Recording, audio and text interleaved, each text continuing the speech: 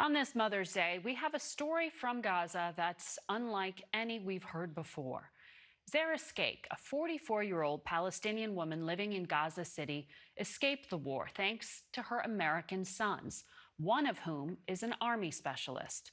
Some of the things Zara has to say about how Hamas and the Israeli army have been treating civilians are hard to hear and even harder to confirm as the fighting continues and foreign journalists are largely barred from the area. But Zara's story, unlike so many that we're learning about from this region, does have a somewhat happy ending. We sat down with her last month, and Zara told us she left Gaza in late December with nothing but a small backpack and the same clothes she'd been wearing since the war began. You didn't bring anything from your home with you? No, it's, if it's not, damaged, it's burned. And you couldn't salvage anything? And, I mean, if you got out alive, it's like a big thing for you, yeah. In 1998, Zara Sckak and her husband Abdullah moved from Gaza to the U.S., where their 3 sons were born. 10 years later, the family returned to Gaza City. As their sons grew from little boys to young men, all 3 decided to live in the U.S., while Zara and Abdullah remained in Gaza City. After Hamas's brutal attack on Israel on October 7th, Israel struck back and ordered over 1 million Palestinians in northern Gaza to head south as it prepared for a ground invasion. Why didn't you leave? There's no place to go there. We're gonna just live on the street, I mean, we don't have anything to do with the Hamas, so we'll be safe. We know that every war, it comes and passes, just a period of time. We didn't know that this is gonna be different. Israeli forces invaded Gaza in late October. By mid-November, they were getting close to Zara's home. One day, from the window of her building, Zara says she saw at least 4 pedestrians and 2 cars carrying families blown up without warning as they tried to cross the street. And we tried to scream from the window, told him, no, don't pass this line. He didn't even hear us. He just passed, and right away, blow up. And all the body like that, it was full, the car, and it have a lot of a mattress and like that. They're moving like these seams, and the woman just came with all her her body full of blood. She's the only one alive between her kids and the driver and like that. She starts screaming and telling everybody, kill me, again, kill me with my family. Just to be clear, because intentionally firing on civilians or children could be a war crime. Right. Do you believe that was deliberate? Is that what you were saying? Yeah, because, pretty much happened in front of me like that. Is it possible it was a mistake? How come? If it's mistake from, one part, what about the others? Civilian just walking, 2 women just walking by, 1 boy, come on, there's something wrong about it. When asked about Zara's account, the Israel Defense Forces replied, quote, "The IDF is not at war with civilians in Gaza. The IDF is at war with Hamas. Hamas has embedded itself in civilian infrastructure. The area referred to is an active combat zone, and in order to mitigate harm to civilians, an evacuation was carried out." At her home that evening, Zara says gunfire shattered the windows and shells hit the building. With all this noise and with the shells start one after one like that, we just start to crawl downstairs, just go down the first floor and hid somewhere. You and your husband? Yes. While we're crawling down, it's the shooting didn't stop, and the shells one after one like that. And you feel your house start to burn. Because, everything is hot around you. You can't even touch anything. The bomb kept going until the 2nd day in the morning. My husband started to fade because, he's diabetic, his sugar was low and like that. So, something's gonna happen to him if I didn't get him out. But that's the main thing. I couldn't get out like that, Because, all the rocks like that, it covered the exit where we're hidden. So that what took me like a while like to get out. And it was 3 days past. You were 3 days under the rubble. Yes. And it's like miracle, I swear, like, you know, what happened to us, it's like I felt like you died and you just went back to life again. With help from a neighbor, Abdullah walked with Zara to this building owned by his family. In the lower level of a weightlifting center called the Super Gym, Abdullah's brother and dozens of other relatives were taking shelter in a space with no electricity or running water and one bathroom. It was here that Zara discovered Abdullah's foot had been injured during the attack on their home. He was shivering from what appeared to be an infection. Due to fighting, it was days before she could get to a hospital. At the hospital, there were no antibiotics? Nothing. No painkillers? No. Nothing. They gave you nothing? Exactly, yeah. Because they had nothing? Yeah. Al-Ahli Arab Hospital was overwhelmed with patients. While we're like waiting to get him into the operation, he passed away like while here sitting down. Waiting for the surgery. Right. I couldn't believe it at first. The doctors kept talking. He told me you should be happy. And I said, like, why? I mean, why you're saying like all that? And he said, because I mean, he passed here in the hospital, not in the street like others. So you should be happy. I didn't like understand like that he's gone or, you know, because I mean, he's the only one for me in Gaza. And I felt that loneliness. It's just like, oh, well, what's gonna happen to me? Mm-hmm. So I started to hit him, I swear, like that. You hit the doctor? Yeah. Because of what he was saying? Yeah. Because he was telling you were lucky? Exactly. He just saying, I'll let the people just come and pick him up and, you know. Mm-hmm. But I couldn't like go like that. I, you know, kept like holding him. And everybody said, let go. And I couldn't that easy like that. It's just, I don't know. At that point, Zara's eldest son, Fadi, was living in California. He'd been struggling to stay in touch with his parents. When you think about that last time you were able to speak to your father, do you remember a lot of it? I don't think I'll ever forget it. He was, you know, screaming on the phone, you know, begging for mercy. Did you ever say goodbye to your father?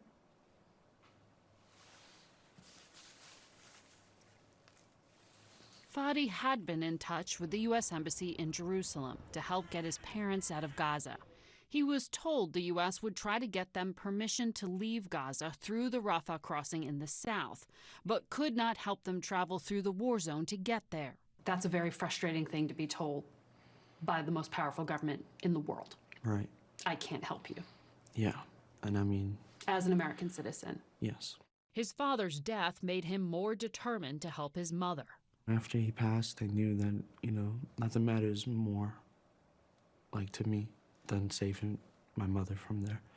Because, honestly, she did not deserve to go through that. I should have been the one there. Back at the Super Gym, roughly a week after her husband died, Zara says 2 armed men she believed to be from Hamas killed 3 Palestinian women when civilians sheltering there defied the men's orders to leave. Everybody was like, you know, didn't believe what happened exactly like that. It's just like, even if it happened in front of you, they said if they're Israeli and people, yeah, like we can believe it like that. But they're one of us, like, you know, where they're Palestinian like us, like they're doing this. In an interview, the owner of the Super Gym denied that the incident happened there. So did a Hamas spokesman who told us, quote, Hamas has never attacked civilians. Hamas says it is fighting for the Palestinian people. Islamic Jihad says they are fighting for the Palestinian people. Did you see, from what you witnessed, any help being given by these groups to the Palestinian people? Not at all. I swear. It's like they're careless about their people. Increasingly desperate to get his mother out of Gaza, Fadi turned to the Michigan-based Arab American Civil Rights League. Our calls, our emails, are of the most incredibly sad stories that you could imagine from Americans talking about their family who are in war, in active live combat. One of their attorneys, Alicia Nieves, first learned about Zara's case in mid-December. How many Palestinian Americans that you know of are in a position like Fadi, where they're trying to get loved ones out now? There are thousands right now that are trying to, yes. What struck me about Fadi's case was that it said that his brother was an active U.S. military member. And I thought at that moment, there was a possibility that something impossible could happen, which is we can actually get somebody from northern Gaza. Why do you think the fact that his brother was active duty Army made a difference? Because I had experience in a previous conflict where I was introduced to military veterans that were demonstrating a willingness and a capability to extract people from active conflict zones. I knew this was a time to make a call to the veterans that I knew to see if there was any way that they could help in this situation. When we come back, how a team of Special Operations veterans got Zara Sckak out of Gaza. Attorney Alicia Nieves connected with the Special Operations Association of America, an organization made up of former military and intelligence professionals who have experience volunteering to help civilians get out of conflict zones, including Afghanistan and Ukraine. But Gaza posed some unusual challenges, especially the part of Gaza City where Zara Sckak was struggling to survive. But the rescue team started planning, and Fadi got through to his mother to help tell her help is on the way. In December, Zara Sckak sent this photo of herself to her eldest son, Fadi, who told her a group of people she'd never met needed it to identify her and rescue her from Gaza City. You must have thought that's impossible. Yeah.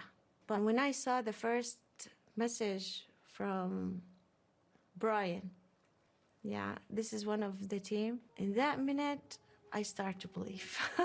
Alex Plitzis is a member of the Special Operations Association team that took on Zara's case. So what was the situation on the ground when you began planning this escape? How intense was it? It was extremely intense. At that point, Zara was trapped behind Hamas lines in an enclave in northern Gaza, so it was an active combat zone.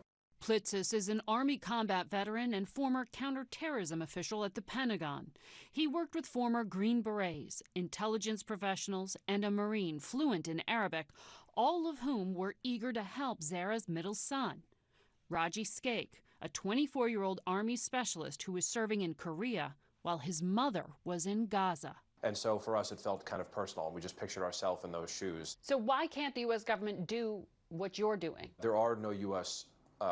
Government employees of any kind, either military or civilian, on the ground inside Gaza. Having had experience in this type of work in government and understanding what the legalities are, we're kind of able to step into the void and try to set it up the right way. The group of special operators came together quickly in December. My mother, she's just afraid. Just days before, Fadi Sckak had made a very public plea for his mother on U.S. television. Every waking second, it's hard to, imagine losing her. Things started to fall into place around Christmas. Top officials at the State Department reached out to Israeli and Egyptian officials to secure their support for the Special Operations team to carry out the mission. The Israeli military, just to be clear, had to help you get Zara out of Gaza. Is that correct? We did need help from the Israeli government for approval to move inside of North Gaza, because it can be incredibly dangerous when you try to operate as an independent actor, especially in a war zone. So can you tell us some of the options you considered? Everything was on the table in terms of options to get them out. Hamas still had shoulder-fired, RPGs or small arms fired like AK-47s that could have hit helicopters, and that type of rescue really wasn't feasible. And then you look at maritime options. Can you come in over the beach? And you realize as you start to move through, you have to eliminate some of these options that are not realistic. In this case, was someone driving up a car, a vehicle of some sort, to move her around? That was really the only realistic option. But you can imagine, trying to get cars and fuel inside Gaza is difficult. Using satellite imagery and coordinating with multiple governments, the team of operators carefully planned the mission. I was operating from an encrypted chat platform sitting in my living room in Connecticut. My other teammates were kind of spread around the U.S. But collectively, we worked our government contacts, and they stepped in and helped. But they called off the rescue twice because conditions on the ground weren't right. This is crazy making. Yeah, I know. You're getting all excited and nervous, Right. and then nothing happens. Right, but they kept me like really like strong like that, just telling you that I'm gonna take care of you, like, you know, just no panic. I believe it from the first time like that. They will do something. They care about you, you know? These are people you never met, Exactly, yeah, thousands of miles away, yeah, who are trying to help get you out. yeah. You see, it's like words like can like express how much, you know, you need to thank them. When people hear the term special operators, they think of some out-of-the-movie action scene. Is that what we should be picturing here in North Gaza? People have seen too many movies. They're thinking, you know, you're going to see G.I. Joe show up in a giant truck. What you need are people who can blend in the area. So local, national, Palestinian Arabs who speak Arabic with a Gazan accent, who have a reason to be where they're supposed to be, and everything else is really what you kind of need there to be quiet. That was who was at the heart of the operation.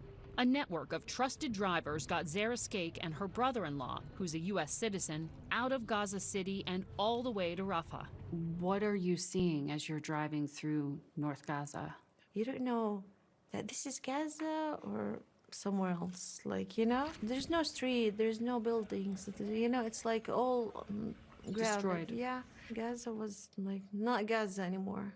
On December 31st, Zara Sckak made it through the Rafah crossing into Egypt, where U.S. officials met her and expedited a green card for her. Fadi met her in Cairo. You could just tell by looking at her, she's been through hell.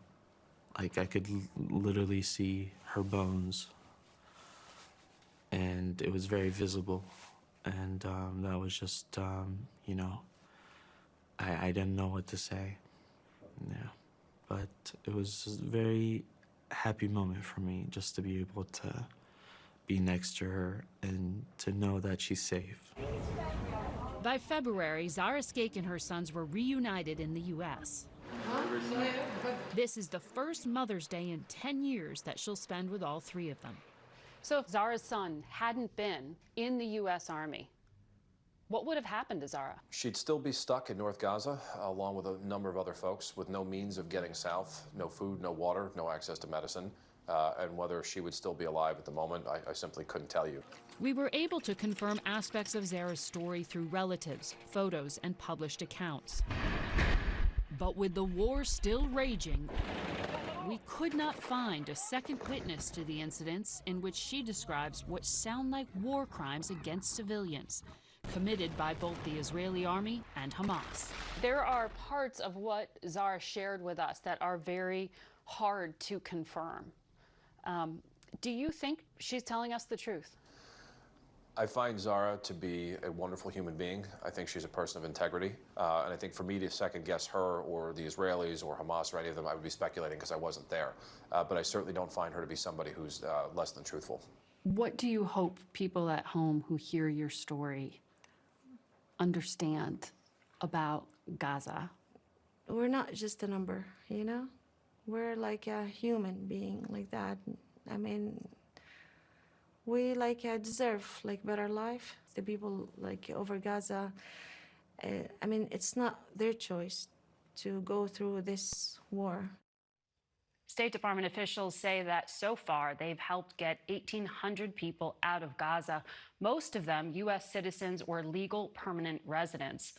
U.S. officials tell CBS News that there are, quote, active interagency conversations about what more the U.S. can do to help the Palestinian people caught in the crossfire like Zara Sckak.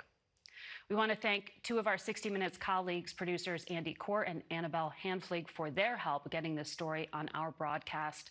And we also want to thank Face the Nation producer Richard Escobedo and editor Matt Jeffries. That's it for us today. We want to wish all of the mothers out there a happy Mother's Day, including my mom and my mother-in-law, and all the moms who work on this broadcast. Thank you all for watching. Until next week, for Face the Nation, I'm Margaret Brennan.